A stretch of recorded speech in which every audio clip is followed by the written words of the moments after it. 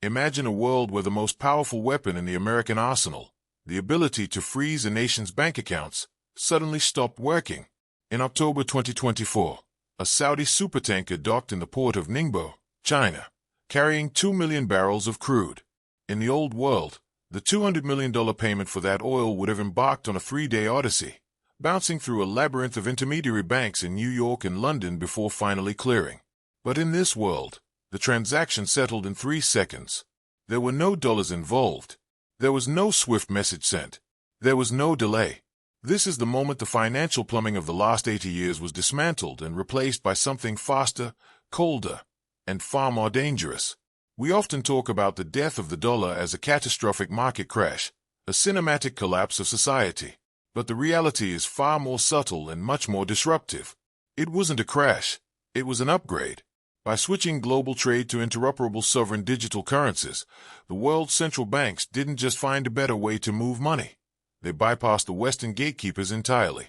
This is the story of how the quest for hyper-efficiency accidentally stripped the United States of its geopolitical superpower and replaced the diplomatic order with a frictionless, algorithmic one. While the world cheered for lower fees and instant transfers, they missed the contrarian truth. Efficiency is a double-edged sword. When you remove the friction from the global economy, you also remove the handbrake. In the next 20 minutes, we are going to look at the day the digital ledgers went live, why the West was left standing on the outside of its own system, and how the world traded the stability of the slow for a high-speed future that no one truly controls.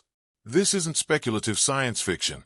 The technology is already here, the pilot programs are finished, and the only thing missing is the spark.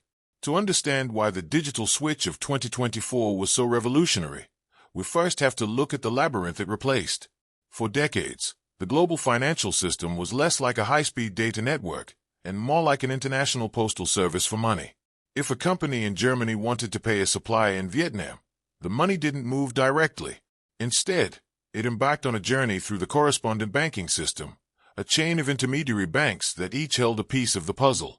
This is the world of Nostro and Vostro accounts, a Latin-coded ledger system where ours and yours are reconciled across time zones and jurisdictions. Your local bank doesn't have a branch in Hanoi, so it sends a message to a larger clearing bank in Frankfurt, which then talks to a massive correspondent bank in New York, which finally relays the funds to a regional hub in Singapore before they land in Vietnam.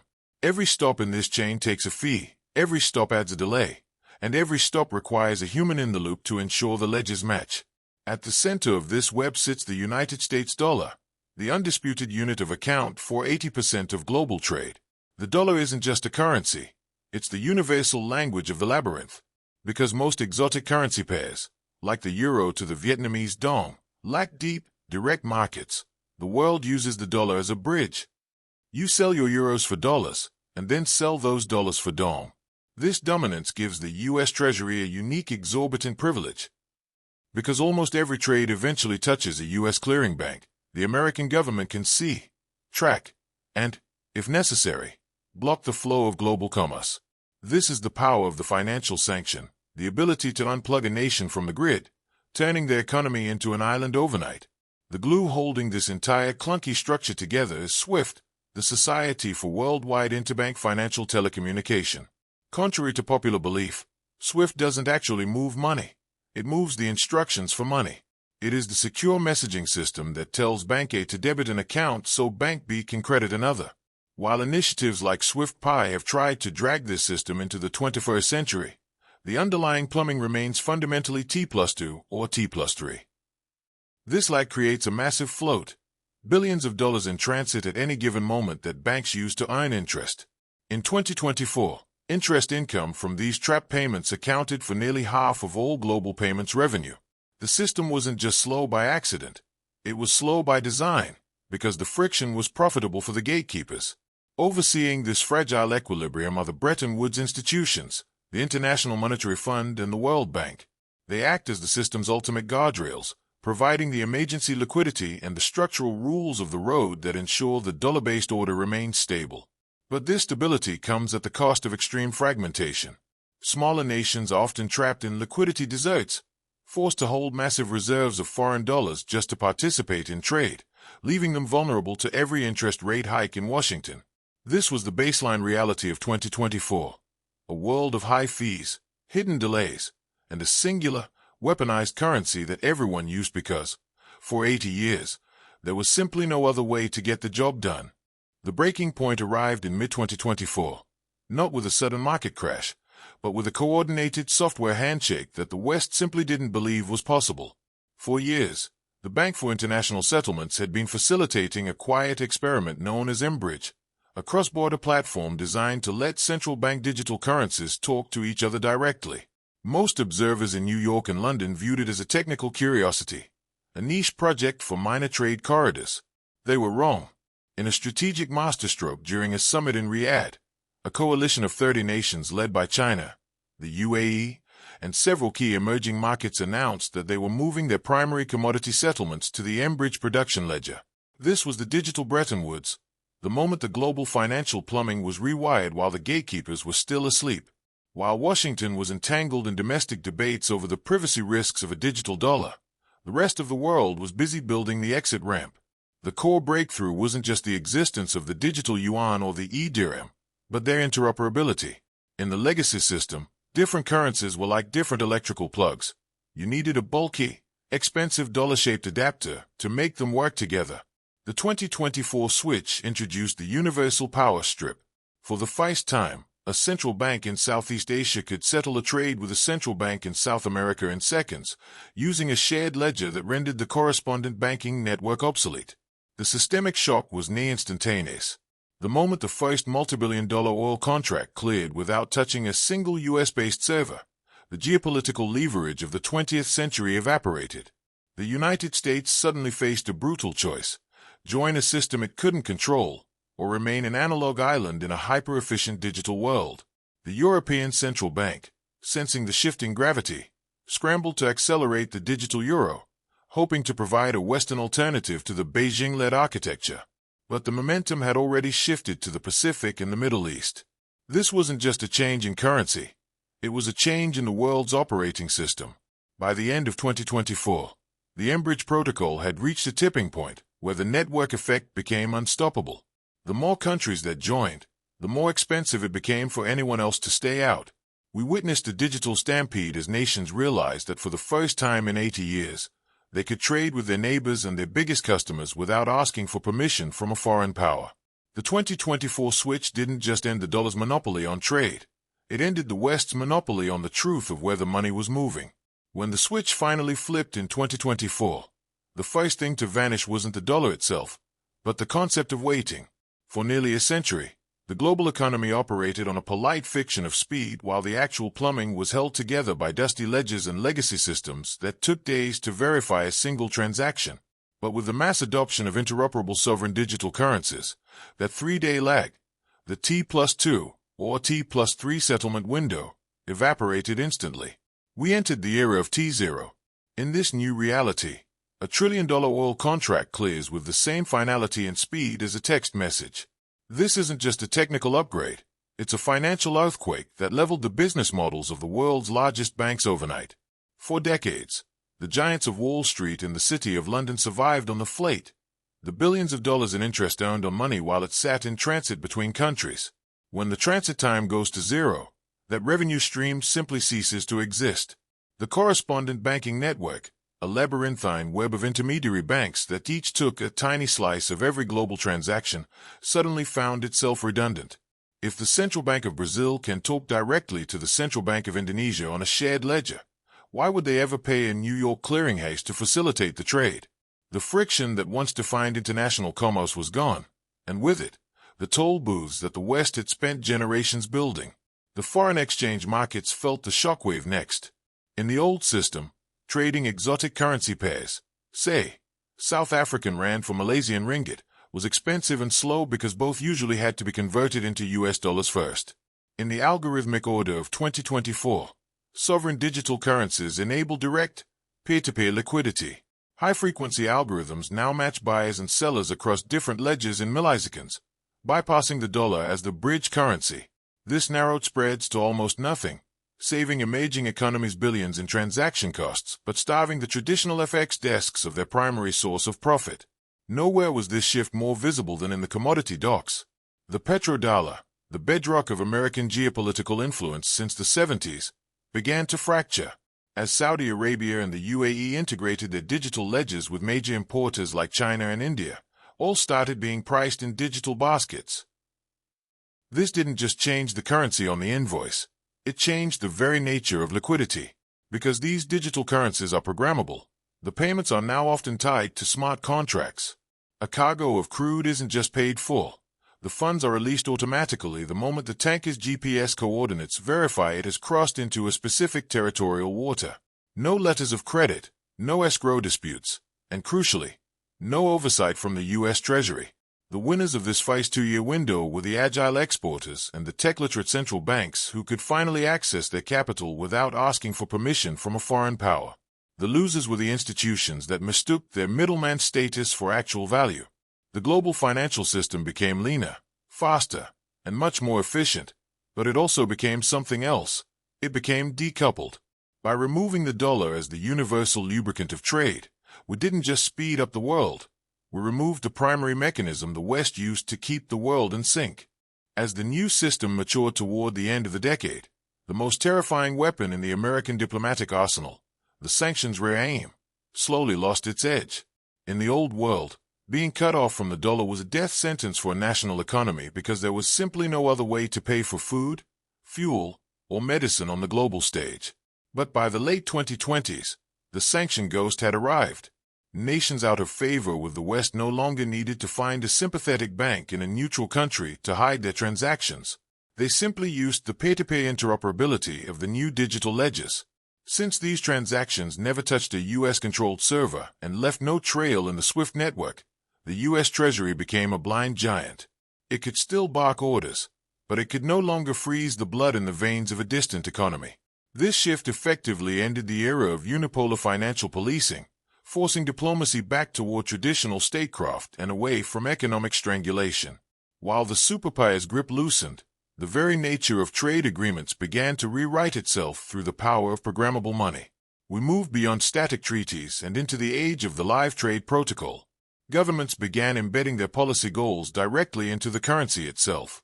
A trade bloc could program its digital currency to automatically apply a carbon tax at the moment of settlement, or offer an instant discount if the goods were transported on green energy vessels.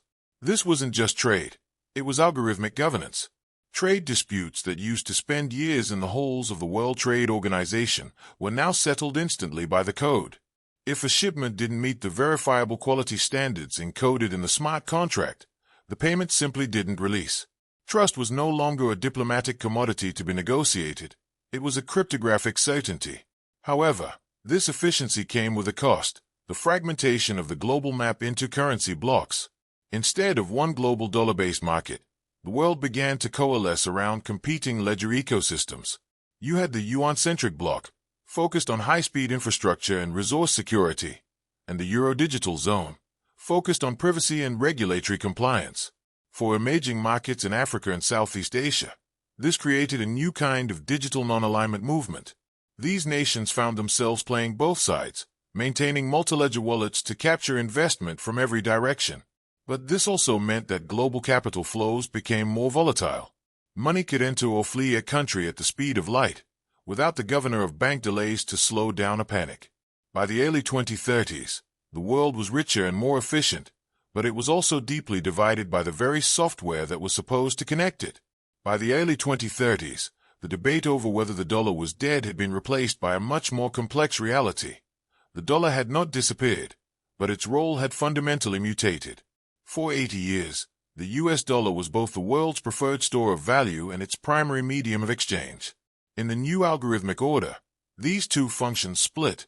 The dollar transitioned into a sort of digital gold, a legacy asset that remained the ultimate safe haven for central bank reserves, but it lost its crown as the world's universal lubricant.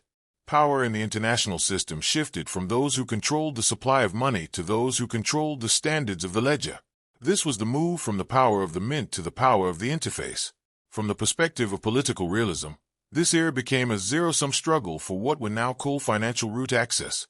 The United States, China, and the European Union found themselves locked in a new kind of arms race, not for territory, but for network effects. If a nation can convince its neighbors to settle trade on its specific ledger, it gains a level of structural power that no aircraft carrier can match. It gains the ability to see every transaction in real time, to tax economic activity at the source, and to dictate the very code that governs global commerce. The world didn't just become tripolar in a military sense. It became tripolar in its architecture, with the Washington ledger emphasizing privacy and the rule of law, the Beijing ledger prioritizing state-led stability and surveillance, and a neutral global South ledger attempting to bridge the two.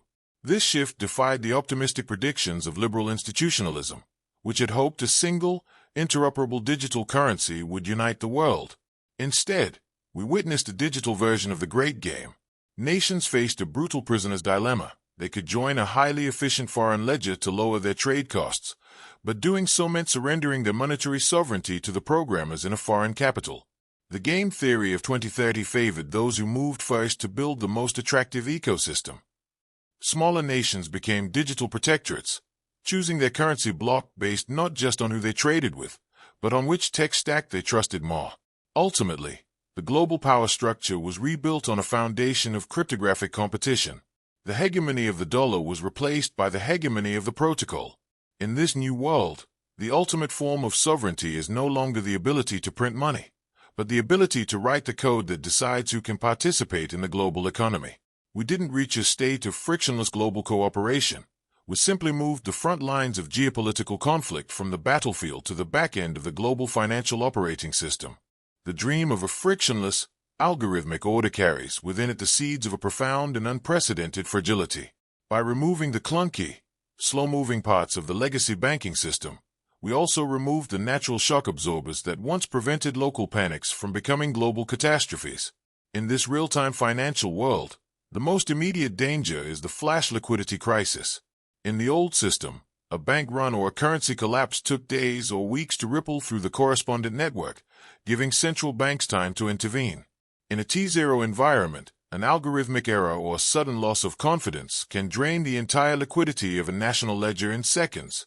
We have effectively replaced the safety of the slow with a high-speed system where there is no cooling-off period, and no human in the loop can react fast enough to hit the brakes before the damage is total. This speed is matched by a terrifying shift in cyberfragility. When global trade is consolidated onto a handful of interoperable ledgers, the attack surface narrows but the stakes become existential.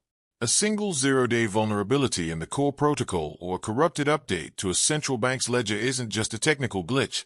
It is a total blockade of a nation's ability to feed its people. We moved from a world of thousands of independent bank vaults to a world where everyone is using the same digital door. If that door jams, or if the keys are stolen by a state-sponsored actor, the global trade of food, medicine, and energy stops instantly.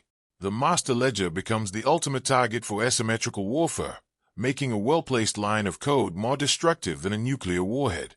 Beyond the technical risks lies the erosion of domestic agency. For many nations, joining these high-efficiency blocks feels less like progress and more like a new form of digital colonialism. When a smaller economy adopts a tech stack designed by a foreign superpower, they lose the ability to manage their own monetary policy in meaningful ways. They cannot easily devalue their currency to help exports or adjust their money supply without the permission of the protocol's architects. This creates a volatile political friction. As populations realize their economic destiny is being decided by an algorithm written in a distant capital, the backlash is inevitable. We are seeing the rise of sovereignty hardliners who demand a return to physical assets and disconnected ledgers, leading to a fragmented splinternet of money where the digital walls are higher and harder to scale than any iron curtain. Finally, we must confront the reality of technological apartheid. While the G20 nations enjoy the benefits of instant settlement and programmable trade, the developing world is often left behind, unable to meet the rigorous hardware and cybersecurity standards required to connect to the global bridge.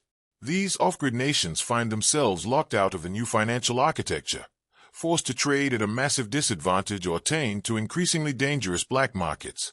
The frictionless world was built for those who could afford the sensors, the servers, and the fiber optics. For everyone else, the switch to digital currencies didn't open the door to global trade. It locked it from the inside, creating a permanent underclass of nations who are economically invisible to the algorithmic order. By the mid-2040s, the global financial landscape has settled into a state of permanent, high-velocity equilibrium that would be unrecognizable to a banker from the early 21st century. The very concept of international payments has been rendered obsolete, replaced by a singular, global fabric of value. In this end state, trade is no longer an event that requires a settlement period. It is a continuous, real-time stream. We have reached the era of the global financial operating system, where the movement of goods and the movement of money are mathematically linked. A grain of wheat moving across the ocean and the fraction of a cent paying for its transport are now two sides of the same digital coin, updated on a ledger that never sleeps and never errs. In this new architecture, the control of global liquidity has moved away from the private commercial banks and into the hands of the ledger sovereigns. These are the handful of dominant central banks and the technocratic institutions that maintain the interoperability layers between them. The power to influence the world economy no longer comes from the ability to print a reserve currency, but from the ability to set the consensus rules of the network. These rules dictate everything from tax compliance to environmental standards and social credit parameters. If you are not integrated into the protocol, you simply do not exist economically. The unbanked are no longer individuals without a plastic card. They are entire nations whose ledgers have been desynced from the global grid due to political or technical noncompliance. The most profound change, however, is what has replaced trust. For centuries, global trade relied on the full faith and credit of sovereign nations and the perceived stability of their institutions. In the post-2035 world, that human element has been phased out in favor of cryptographic proof. We live in a post-trust civilization where the faith in a government has been replaced by the verification of the code.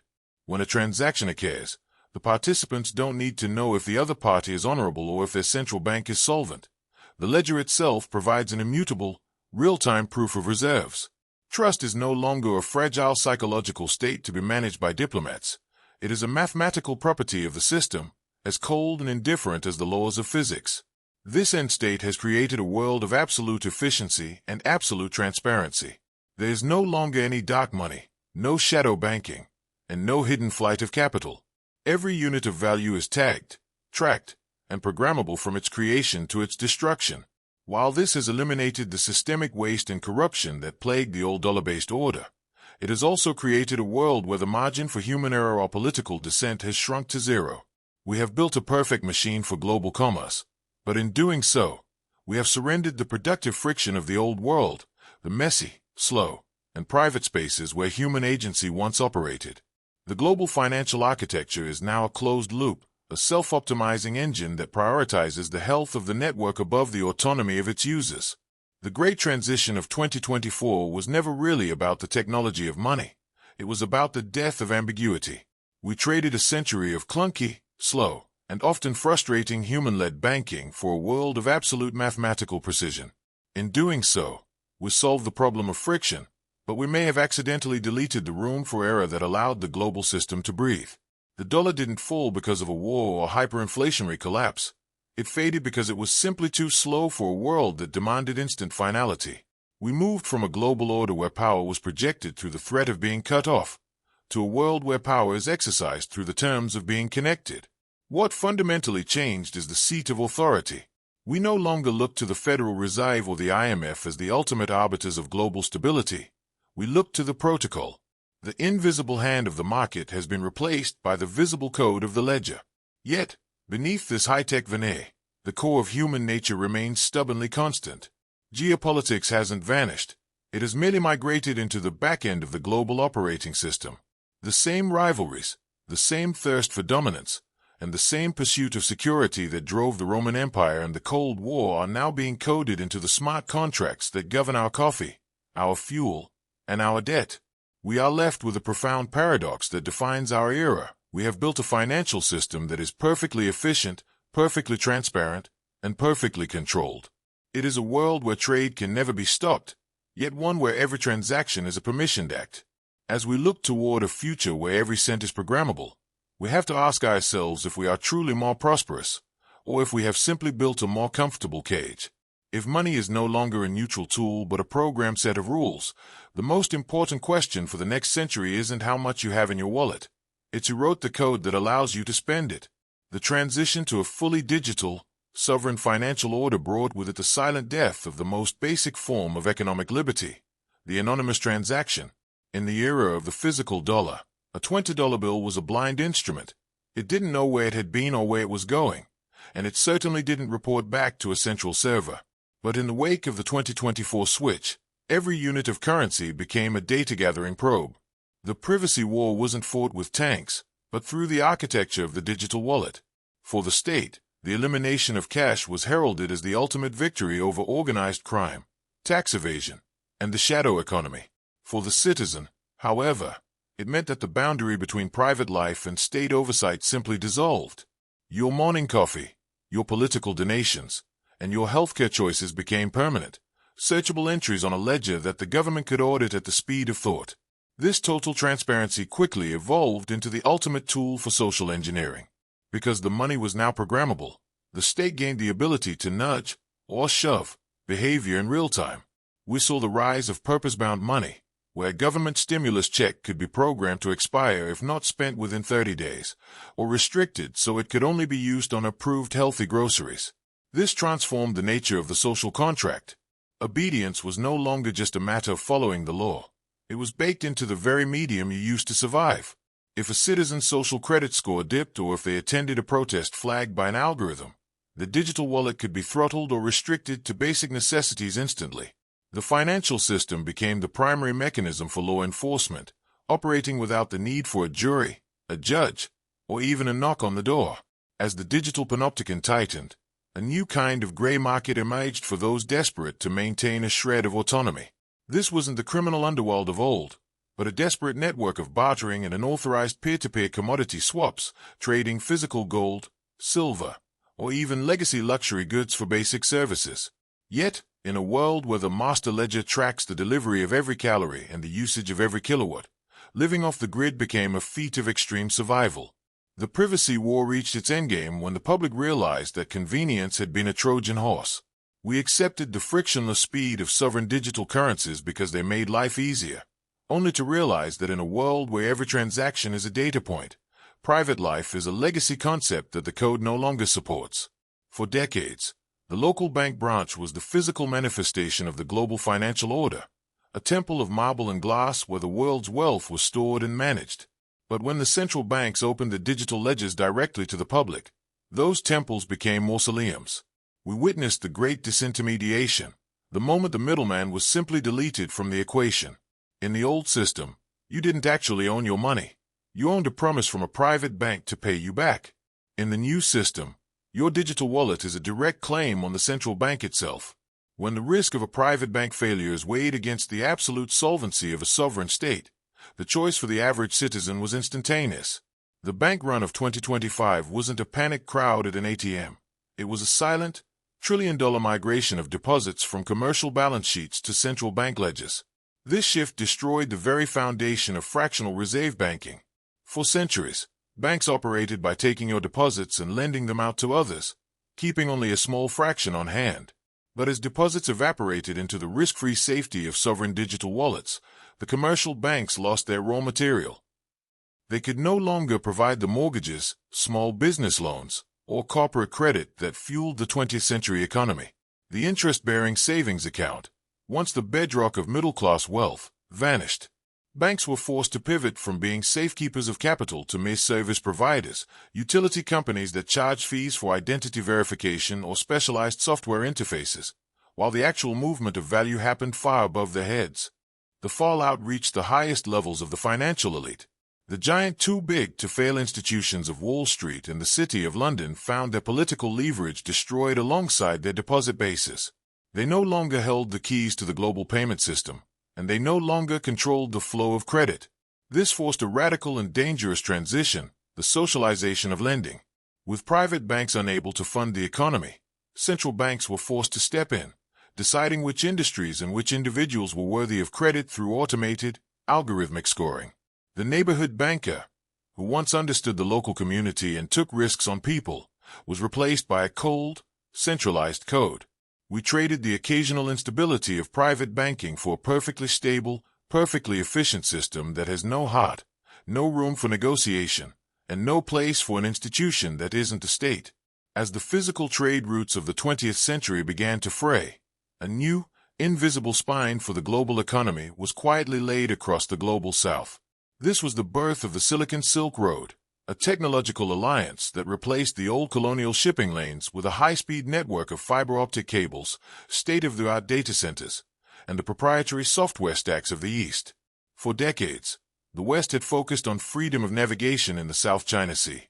But while the warships patrolled the surface, the real power was being built beneath the waves and inside the server farms.